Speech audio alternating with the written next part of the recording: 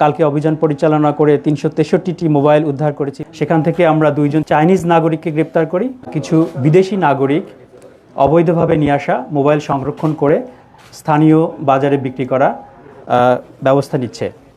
তারই প্রেক্ষিতে আমরা উভয় জায়গাতেই অভিযান পরিচালনা করি এবং উত্তরা 17 নম্বর সেক্টরে অভিযান পরিচালনা করে একজন চাইনিজ নাগরিককে গ্রেপ্তার করি এবং সেখান থেকে আমরা 58টি আইফোন উদ্ধার করি।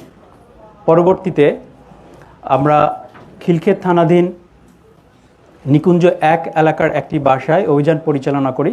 সেখান থেকে আমরা 2জন চাইনিজ নাগরিককে গ্রেপ্তার করি। পাশাপাশি সেখান থেকে আমরা 305টি আইফোন উদ্ধার করি এবং বিভিন্ন যন্ত্রাংশ এবং আইফোনের বিভিন্ন পার্টস সংযোজন করার জন্য যে ধরনের মেশিনারিজ ব্যবহার করা হয়ে থাকে সেগুলো আমরা উদ্ধার করে থাকি। পাশাপাশি সেখান থেকে আমরা কয়েক বোতল মদ উদ্ধার করি এবং নগদ অর্থ উদ্ধার করেছি।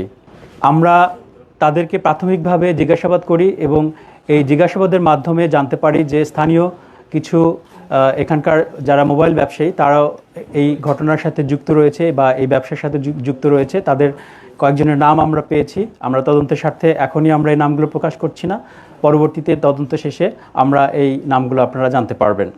মূল অপরাধটা হচ্ছে তারা যে পথে নিয়ে এসেছে, এখানে কোনো বৈধ ঘোষণা নেই, আমদানি করার কোনো ঘোষণা নেই।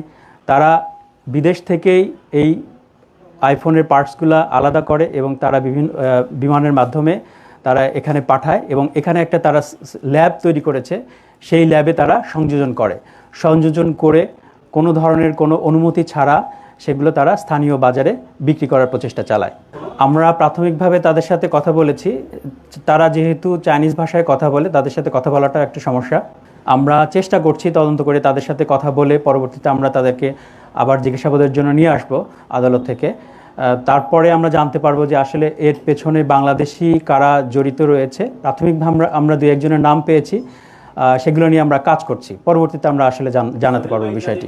তারা যেখানে তাদের কার্যক্রম পরিচালনা করে আসছে তাতে বোঝা যাচ্ছে যে তারা বিপুল পরিমাণ মোবাইল ইতিমধ্যে তারা বিভিন্ন সময়ে বিক্রি করেছে।